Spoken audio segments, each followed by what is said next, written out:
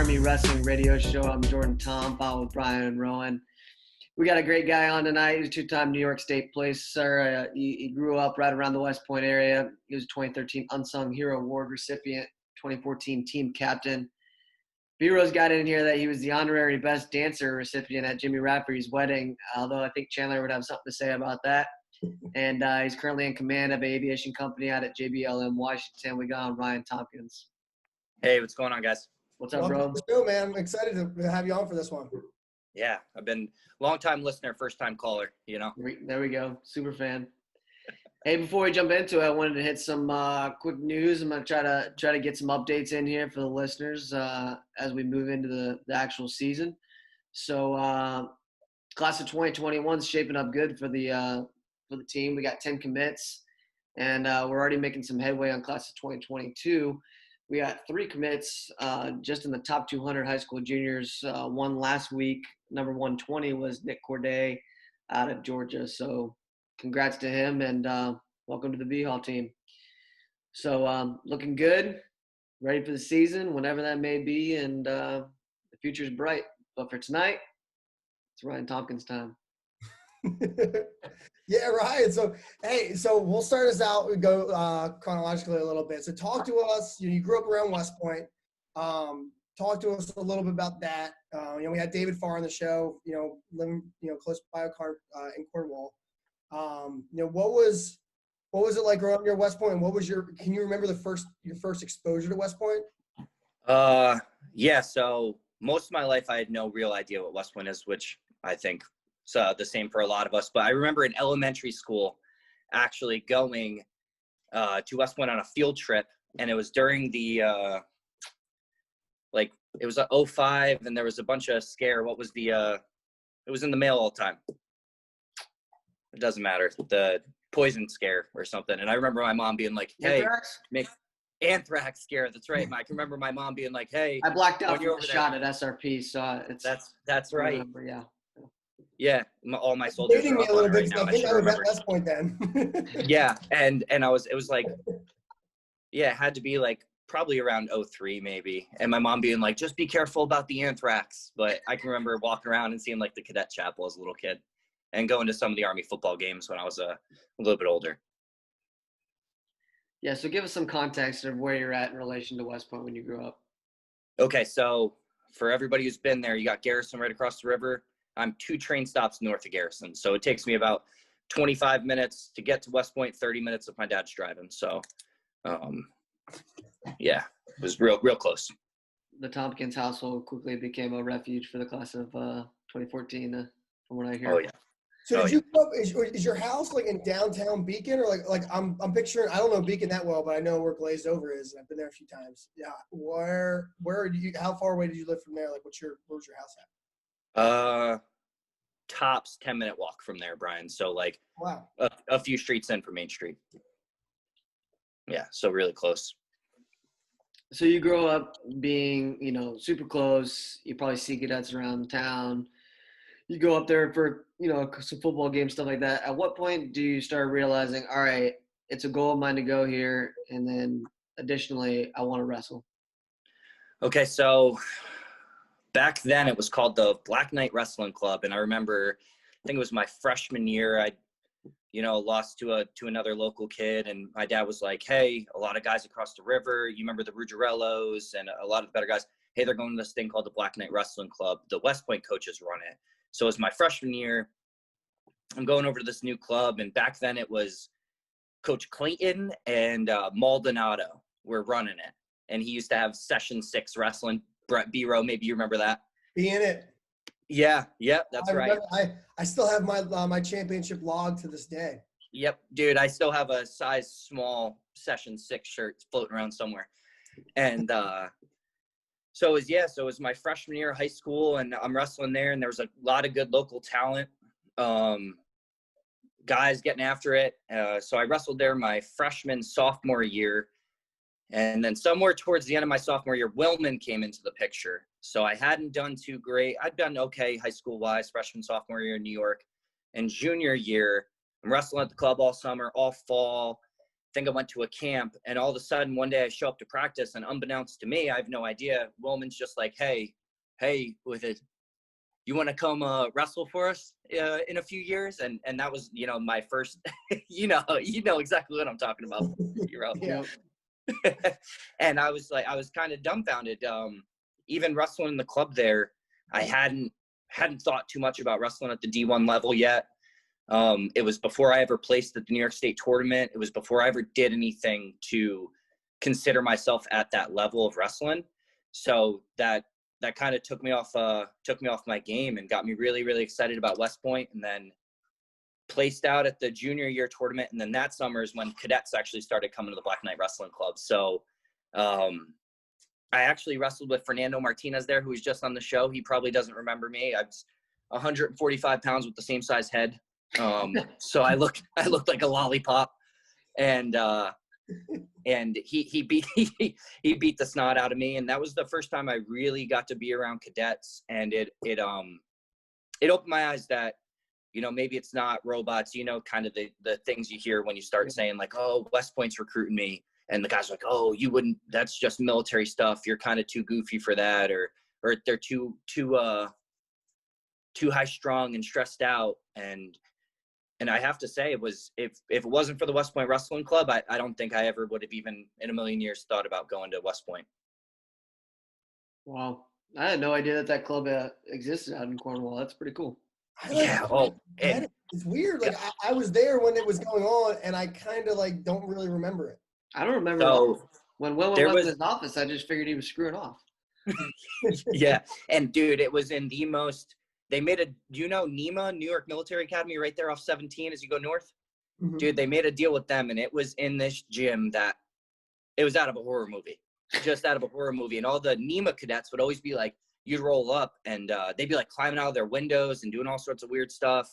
It was a trip going there every time. But Sandy Kriegel actually helped out with the club there a bunch. So it was I have like a distant memory. I feel like I was at a workout. Like I feel like I went there because you're like telling me about this place, and I can not remember, but I'm like, wait, did I dream this up or was this real? I don't know if you were there. BHAW, I know we met at the BHAW's summer wrestling one year when I was in high school in the bathroom. I don't know if you remember.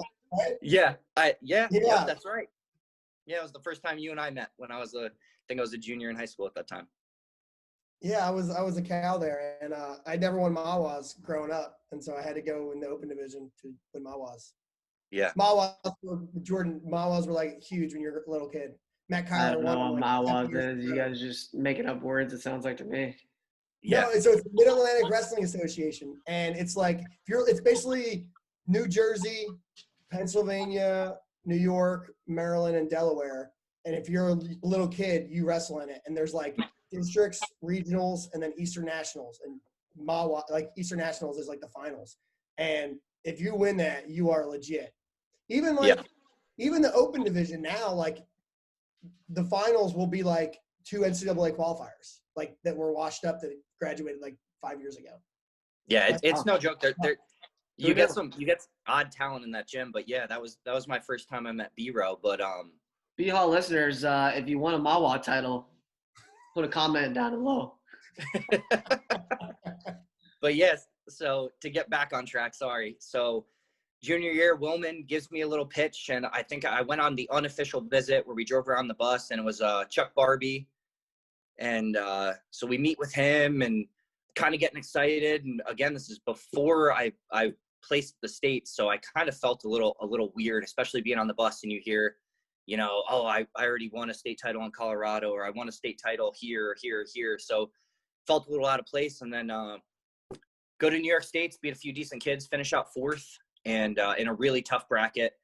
And all of a sudden I'm starting to get recruited by a lot more people. I beat Alex Smith a few weeks before that, RIP. And he was real good at the time. And I started beating guys and started getting noticed by some D1 schools. And it was just always in the back of my head that Wilman had kind of found me before anybody else. So we're going through the recruiting process and getting the money, and no one could really beat the deal going into my senior year on the summer. And then you might remember, JT, I came on my recruiting trip and I was sitting watching you guys practice, and I was locked in after that, man, after the recruiting trip. And I was there, and you got Bobby Doyle's running around looking like a real life G.I. Joe doll, and people are laughing and smiling and sweating and just getting after it. And just looked like a room, and nobody else kind of connected with me like that. It felt like a place I needed to be. It was close to home. The aspirations, the work, everything was just right. So coaching staff was right. And that was kind of the ship sailed for me. Yeah.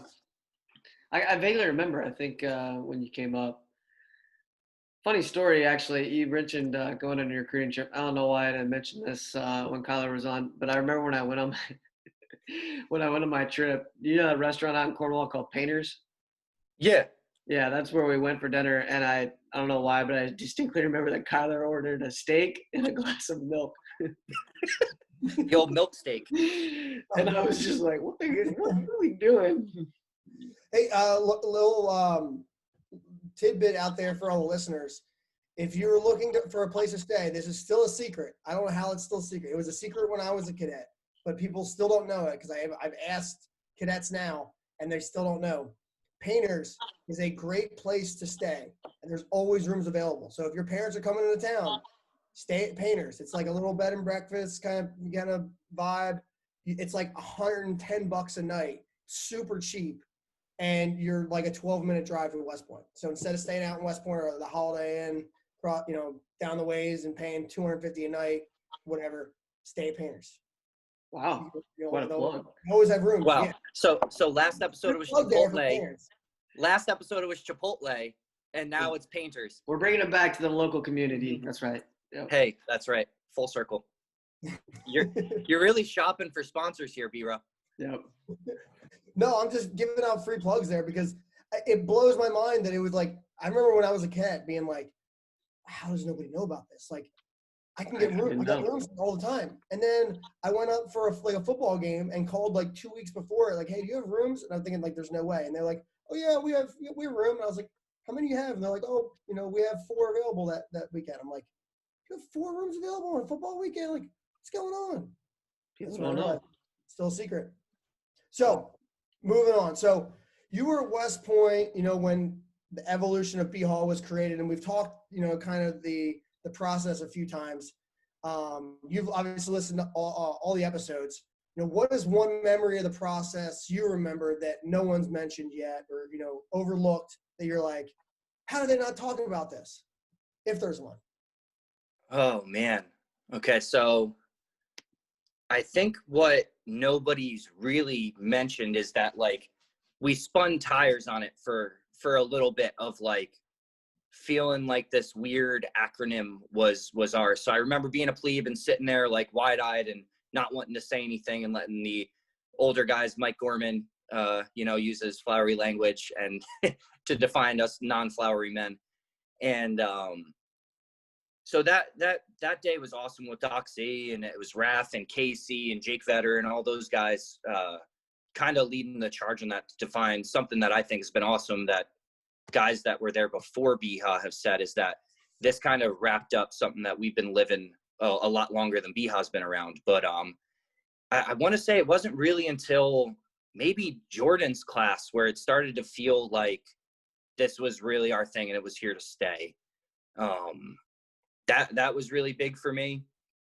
I'm talking about Jordan. So like there was just a period of time where I don't know if we like fully 100% embraced it yet. Not for as a fault of anybody who's on the team, but just like we weren't sure if it was going to be a fad, if it was going to be this.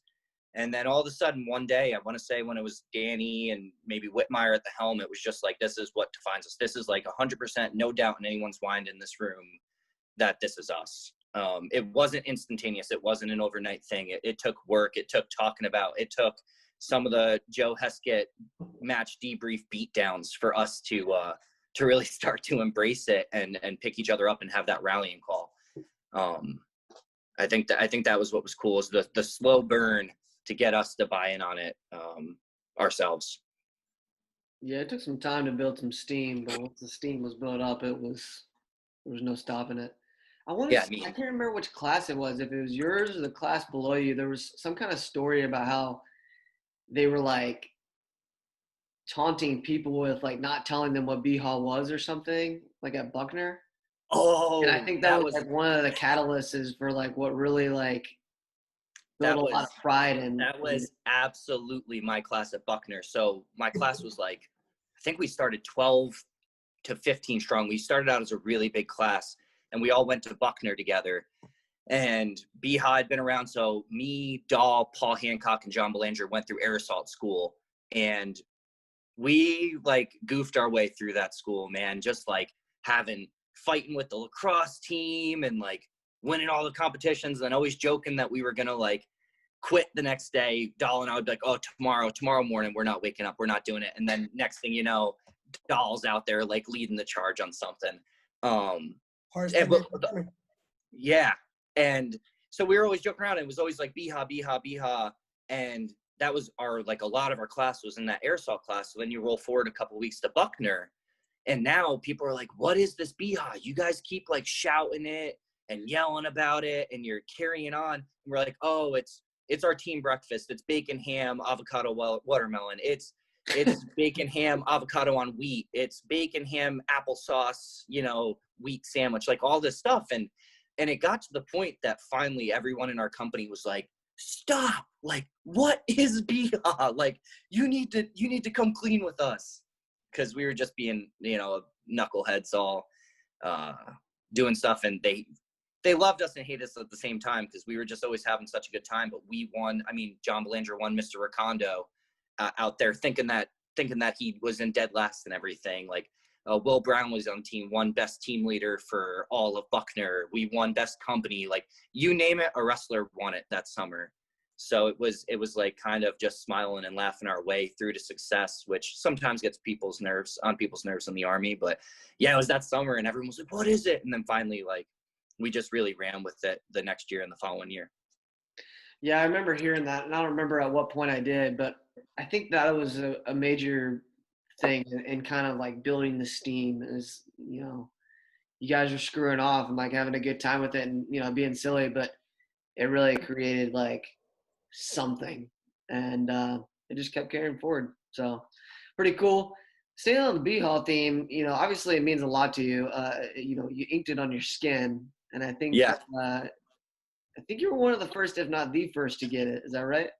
Yeah. So I was with Tyler Ronzon and Chandler Smith. We all met at Benning when I was in flight school, and I don't want to falsely claim because Chandler's going to call me like somehow right now if it was indeed him. But I know I was the first or the second in the chair to get it. So that was kind of a crazy whirlwind of events. It was like a Tuesday. I had just finished up, just started flight school. I think I just started flying. And Tyler Ronzon just finished being the GA, came down. Chandler had just gotten to Armor Bullock. And we were going to link up, and Nate Dow on a group chat sent out like this picture that he hand drew. And I was just like, hey guys, like we're getting that tattoo that weekend. And I didn't think we would actually do it. We weren't sure. And Tyler was like, hey, I got us an appointment. So now this is like on Thursday. I'm going up on Friday. He's like, I got a guy. Don't worry about it. So we roll up into the tattoo shop, and I was just like, all right, man, like, all right, we're doing this. This is real. So all three of us get the tattoos, and we send that out in the group chat. And then lo and behold, like 3 hours later, Dahl's in Hawaii getting the tattoo. Like it just kept rolling, and it was awesome. I think within a week, like 10 dudes had gone and gotten the tattoo. And now it's kind of been a staple where pretty much all my prepsters that I coached are all getting it in different places. I know like Tony Rizzoliti, Sean Badua, all those guys. Yeah, it's been pretty cool. Tone's in my unit. Yeah, one of the first ones right there. Pretty awesome. So the obvious next question is, when is B-Row getting it? And the obvious follow-on question to that is, when am I going to get my graphic? I don't want to do, no offense to that logo, I want to do it on my thigh. And Jordan and I were talking about it earlier. I'm thinking like a wraparound thing, on my thigh. Dude, that's call out. Nate Dow, I know you're going to listen to this, so now you got the call out. You got to draw for B-Row. It's that easy. He's got his marching orders. I think he sent me some. I think he I started following some tattoo guy who did somebody's. Mm-hmm. I forgot. This was like 4 or 5 months ago when we were talking about it. Yeah, there's some cool designs floating around now. I know some of the younger guys had a girl that I think went to SCAD or something draw for them and get it done. So there's definitely some cool ones out there incorporating some different things about everybody's experience. Yeah, buddy. I'll have to get on it. Maybe Christmas break. I'll take a week off of working out and get it knocked out. And yeah, if that old grad life isn't good enough, we'll set up a GoFundMe and get painters or one of the sponsors to pay for it. It'll be fun. So moving on. So kind of talking after you grad, as you're going through West Point, Coach Paul Young was there. You seemed like, when I went to Raph's wedding, not to plug Raph again, but I stayed with Paul and Dan, and like it seemed like you guys were really close.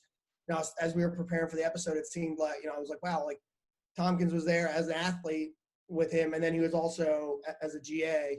Talk a little bit about your relationship and with him, kind of, and also maybe how that changed as you were a GA and like how it's developed over time. Okay, so yeah, Paul came in, and now I got to get used to calling him Paul. He's actually up here in Seattle, just north of me, so I've seen him. He gets mad at me if I call him Coach. So Paul came in. What was that, Jordan? So that was your Cal year, right? He came in. It would have been 2011, 2012. Yeah, so around right in my yuck year, and at first it was definitely interesting to see like Paul. I'd met him out and watched him wrestle at Southern Scuffle the year before. He was a younger guy, dressed real snazzy, gave Heskett a run for his money on the suit game, and at first I just liked Paul as like a conditioning coach. His heart always seemed to be in the right spot and really pushed you to not ever be lazy in practice. Like, hey, if you're going to do the shot, take a good shot. If you're going to practice this, practice it. And he held us to a really high standard. And that was something that I always responded to, of having somebody push you. But I would say at first we didn't really have too much of a relationship beyond, coach athlete, like pretty standard stuff. And then junior year, I started beating a few better kids. Big shout out to Enoch Francois, who I'll swing back to, and Paul as well. And Paul pulled me aside one day. I'd gotten kind of banged up, and he expressed some belief in me that maybe I didn't have in myself at that point.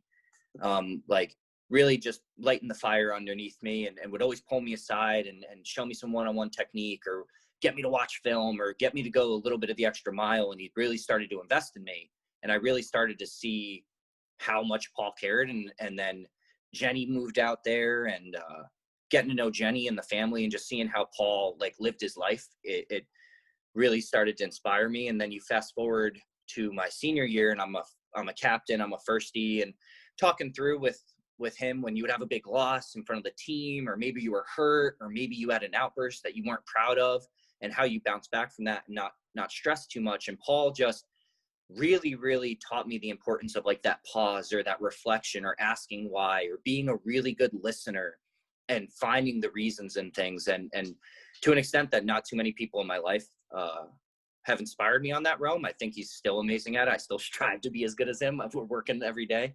And but really my biggest moment for Paul, and I touched on it briefly with you guys in the pre-show, was and I've talked to him about it, was we were wrestling Harvard my senior year.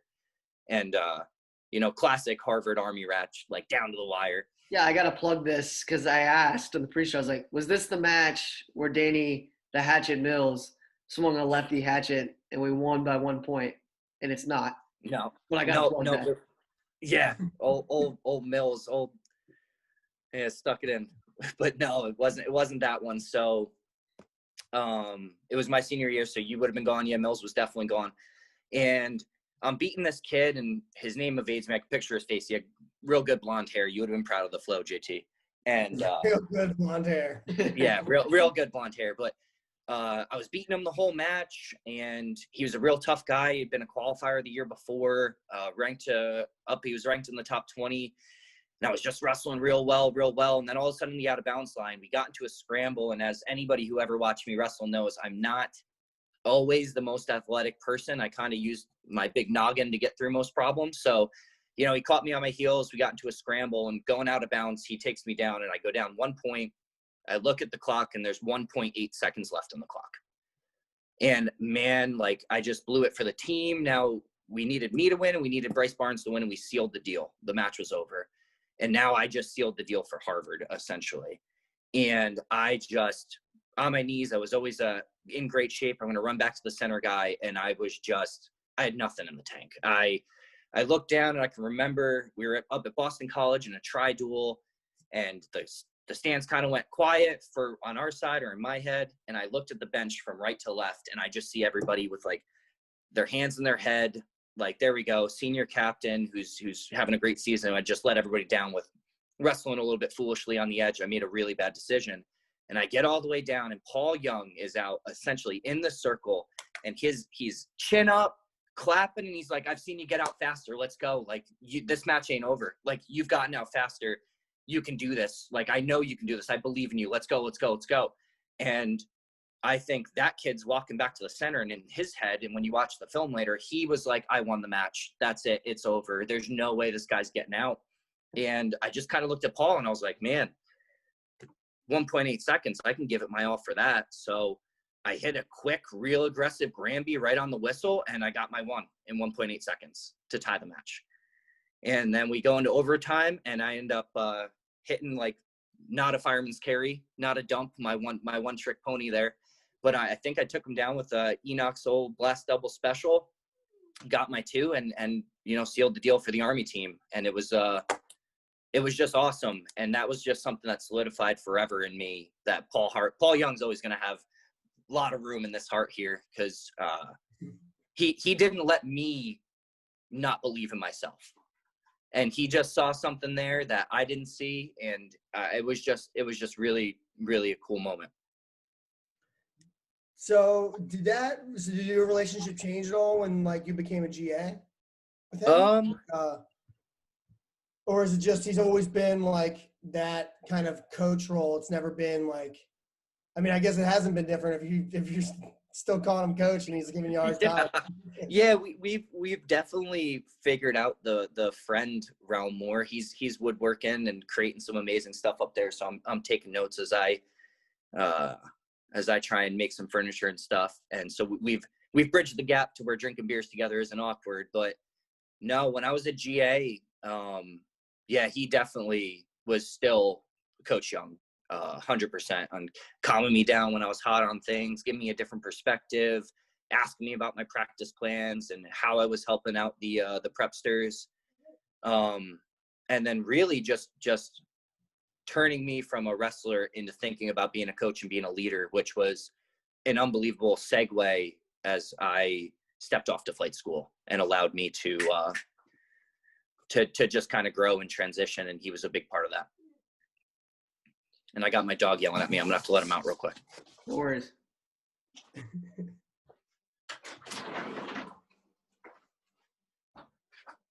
But yeah. So talking about your time still as a GA and transitioning into a coach role, one of the things that the GA has a responsibility over is helping with West Point Wrestling Club, doing some fundraising and stuff with Colonel Messett and all that kind of stuff. Talk through the evolution of growing up in the club at Cornwall to now it's a full-time RTC, and you know, you're trying to give back to something that essentially gave you an opportunity that you may never have had. Yeah. So funny, before I jump into that, Colonel Todd Messett has been a referee in Hudson Valley for a very long time. And I've been wrestling in front of Todd Messett, future West Point Wrestling Club mentor and everything for a really long time, even as a young wrestler. And man, when I finally found out how important and how big of a deal it was that he was in 05 and everything that he's done for Army Wrestling, was I happy that I never mouthed off to Todd Messett when he was wearing his stripes, man. So that was kind of crazy. I'd known Colonel Messett for a long time before I ever knew anything about the Army. So it was cool. But yeah, so I was GAing, and at that time Enoch was at the helm of the assistant coach. So I think what's important here to highlight is I went through Black Knight Wrestling Club, which was not an RTC. So Coach Barbie and Baldonado and those guys that put it together, and I think it was a good community outreach plan and also a way for some of the assistant coaches to make a little bit extra money on the side and still be involved in the sport in the local area. And then Heskett came in, and his first year, he established the RTC, which allowed us to have a volunteer assistant coach. So the first one in was Terry Madden, and that was pretty much when old Jeff Wizard, Terry, and so he kind of established the program. So when I stepped in as the GA, I was in charge of setting up clinics or doing community outreach and going and seeing these people. And it was awesome. So it was so easy for me because I'd known these guys my whole life. So my dad had coached at Beacon forever. I'd known a ton of the coaches in the area, and Enoch and I were crushing it. We were traveling a couple times a month at least, doing clinics, seeing people, bringing in high schoolers to the matches. So that was huge. And I think that's something that West Point doesn't. We just haven't cracked the nut on getting the local populace involved. There is a lot of wrestling in the Hudson Valley. There's a lot of good wrestling in the Hudson Valley. We're not far from Long Island, and we just haven't figured out the local following. Every couple years, it seems like we're about to turn the corner. You get a local kid in, they're bringing in local high schools, and we're getting excited about it. And then we just can't turn the corner.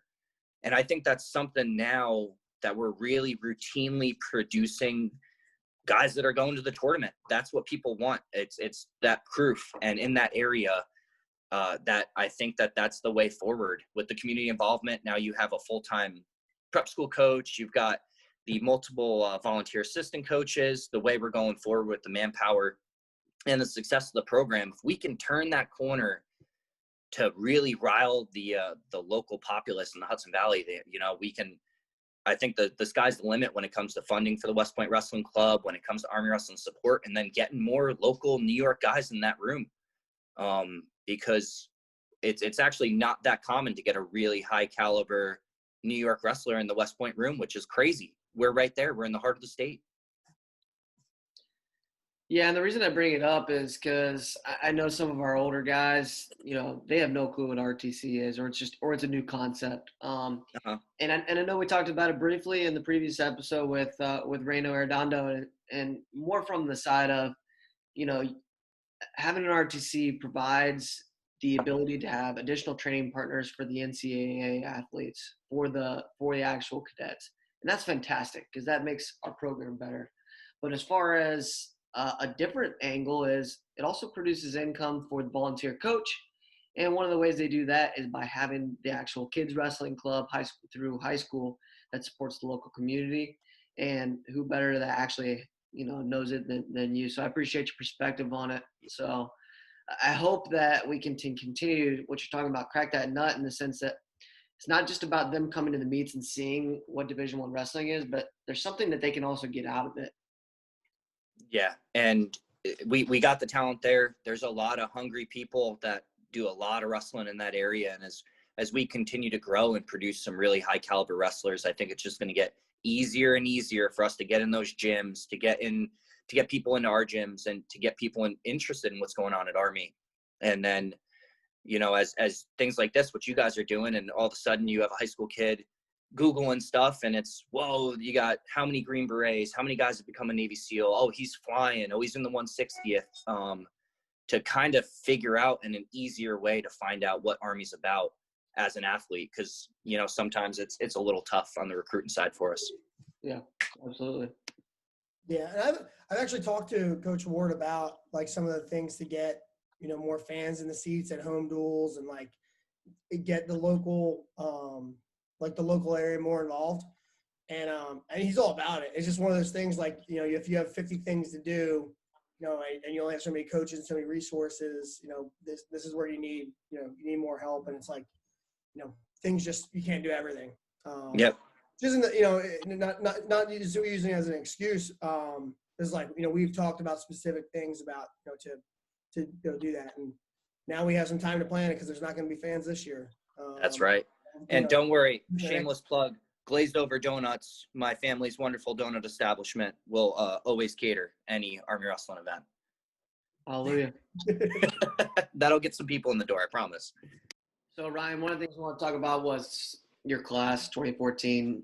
I know all you guys, but I think anybody that's met you guys knows that you guys are just a really close group. 2014 was a little special. You guys spent a lot of time outside of, the wrestling room together. You guys, since then I've went through some difficult times together, even with the passing of Alex Smith. Just talk through what's special about your class, and if you want to tell some funny stories that are TVMA, then let's Yeah, we'll do our best on the PG. But yeah, so we started off, we were a really big class, and we got there and it was announced like right away Barbie had left. So we were in Beast and everybody's like, oh, what's going on? So kind of similar to what K-Wood went through when he was going to the prep school. And so right away we had to bond and kind of lean on each other, and we were trying to figure out what was going on with Willman, and I think that was a big part of it. Just immediately, it was like uncertain times. You got to grasp onto like what you can control, and what we could control was us. So right away at Mass Athletics, when the cat's away, the mice will play. So like the first Mass Athletics we had, I think there was like a new coach hiring meeting or something going on. So it was like us and Vega, and Vega was like wanting to go to the meeting or something. Shout out Rafael Vega. Shout out Vega.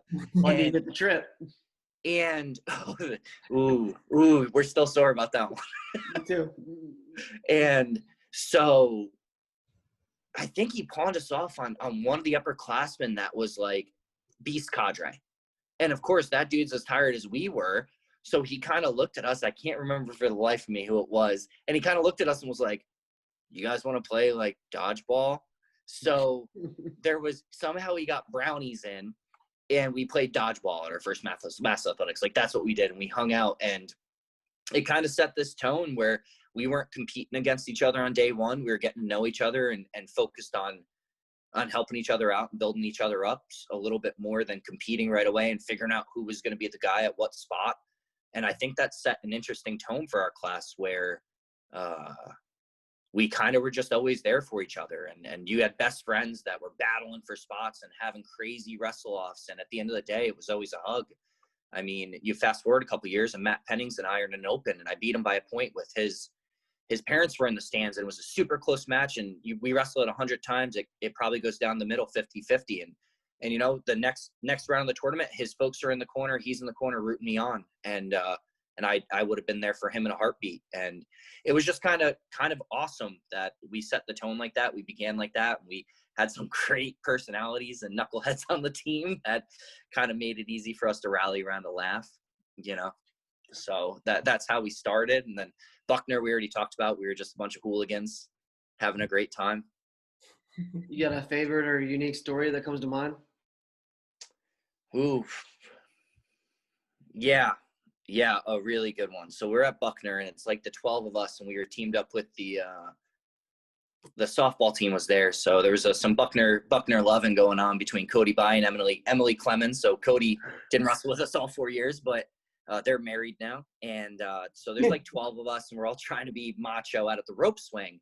And Nate Santanum, he decides, like, because you have like Dahl who's doing backflips and Smith who's doing all this stuff, and they're being knuckleheads. And Nate's like, I'm going to go. I got it. No problem. So it was pretty simple. You just swung to the left of the tree. That's all you have to do. And you go off the rope swing. Well, Nate decided that he was going to go straight down, and he hit that tree at like 25 miles an hour.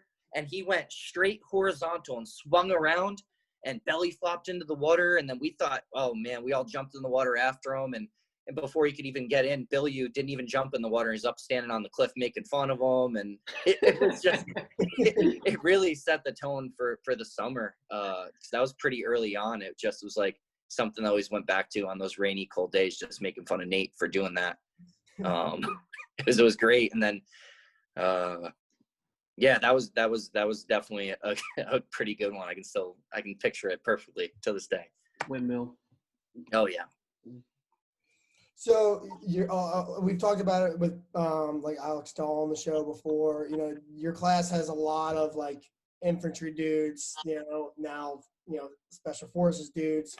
And we've had several aviators on the show, so we want to give you your shameless aviator plug, but I feel like you come at it a little differently because the rest of your class, was all like hua.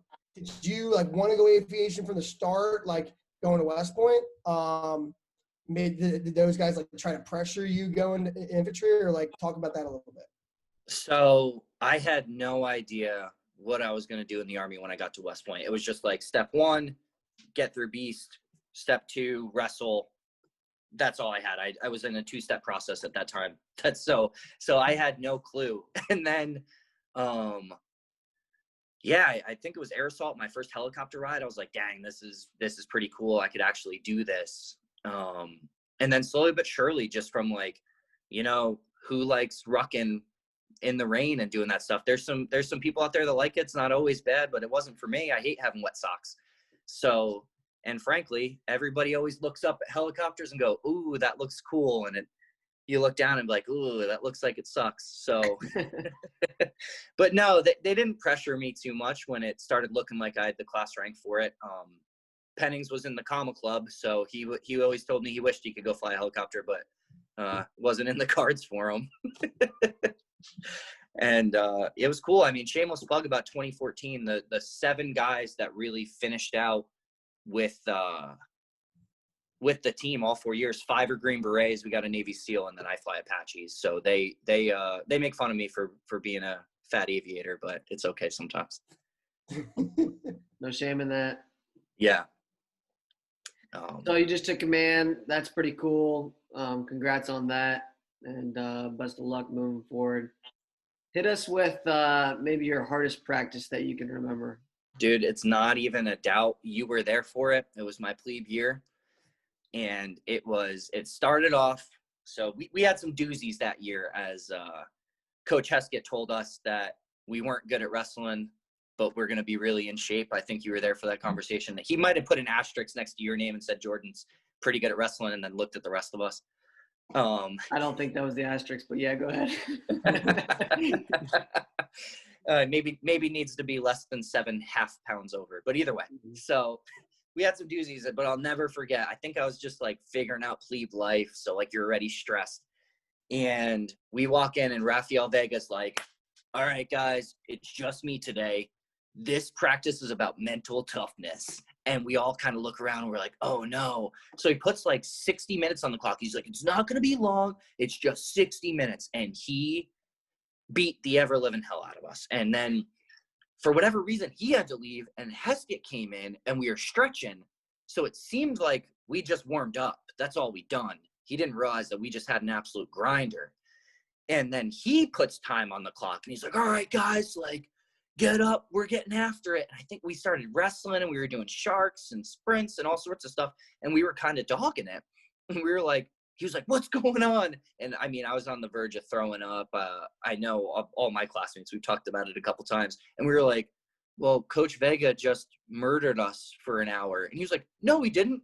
I was supposed to condition you. He was supposed to do the technique side. And they had a bit of a communication error. And Wow. that day had to be like, we've done a lot of workouts, stairs, stadiums, ski slopes, but man, that day was just brutal in my mind. It always stands out. I freaking love Vega. Yeah. So those are brutal. So who do you want to hear next on the show? We've asked a lot of listeners, not every listener, but a lot of people. You listen to all the episodes. Who do you want to hear? Dude, it's not even a doubt. Let me get Colonel Tom the Tanker Cook. Give the people what they want, and get the tanker on here. Can I give a quick, really funny Colonel Cook story? Is that okay? All right, man. So we were out traveling my first year, and Colonel Cook, they always used to play Monopoly. You remember, Jordan? They'd always play Monopoly, and they're fighting, and da-da-da was Paul and Joe, Coach Heskett, and all these guys, and fighting. So one morning, we're waiting for the bus to go to the tournament, and they're playing Monopoly, and Colonel Cook's all fired up about a deal someone made. That's you can't do that. That's how you win, blah, blah, blah. And he goes up to get a cup of coffee, and he's kind of fired up, but he's never negative fired up. And there's this young woman that the whole team was holding their breath for as we are all figuring out who's going to go talk to her. She got coffee. And Colonel Cook walks up. She looks at him because he's in his full uniform. He looks at her, and he goes, "Morning, tanker." And he calls this girl tanker. And we were like, and she gets all red.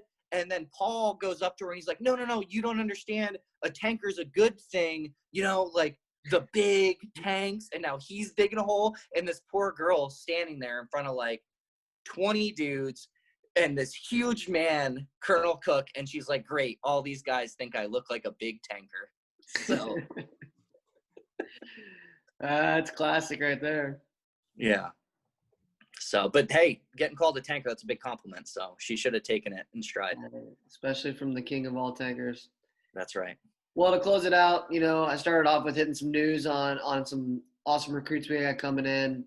What would be a piece of advice that you would tell a recruit that's either committed or is maybe on the fence and they're sitting there with their family trying to really make a decision of whether West Point is right for them? So something that I didn't really realize until recently, if there's an Army wrestler and you have some way to contact them, if they're saying, hey, call me, hey, shoot me a text, hey, reach out to me on Instagram, take advantage of it, because we are all here to help everyone. We'll all bend over backwards, readjust our schedules, do whatever we have to help out a prospective member of the family. And so I'd say find yourself someone and latch onto them, ask them the questions, ask them who to talk to. We've got a great network, lot of different spider webs of how to get these people in contact. And then that way you can get some honest feedback and really get to see what it feels like to be a part of this family. So I'd say we're out there, we're headstrong, and we're here to help. So if you have someone that you can contact, if they've said it on here, reach out to me, reach out to, BHAW Radio, say, hey, I want to talk to this guy. You put them in contact, latch on, and then just ask the questions, set some goals, and then, just ride the wave, because it can be pretty good to you. Heck yeah. The wave. Ride that wave, but not the Navy wave. Cinco. No. Yeah. Ride that tank. Excuse me. That's my bad. You got anything else for us, Rye? Hey, love that you guys are doing this. When Brian called Mike, and I think the first day I called him with how excited I was, love you guys, love the team, miss everyone. Can't wait until we can all get back together in person, do a BHAW Radio link up at one of these events. So, and beat Navy. It's that simple. Beat them, baby. Beat them. Well, thanks for coming on. Take it easy. Hey, have a good one, guys. Thanks for having me. See you, Ryan. Thanks for tuning in to the BHAW Radio Show. If you like what you heard, be sure to subscribe and leave us a 5-star rating on your favorite podcast platform. If there's something you'd like to hear on a future show, reach out to us on any of our social media, Instagram, Facebook, or Twitter. Or you can reach us at email, bhaw.radio@gmail.com. We'd love to hear your thoughts, and as always, go Army, be Navy.